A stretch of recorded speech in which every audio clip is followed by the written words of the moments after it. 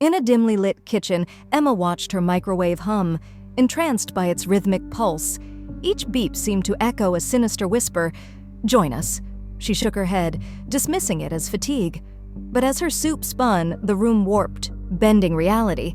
Shadows stretched, reaching for her. The microwave's door opened, revealing a void of swirling darkness. Emma felt her body pull towards it, her skin tingling with an unnatural heat. "We warm more than food," the whispers taunted. As she teetered on the edge, she realized she was not alone. Like, comment, and subscribe for more tales.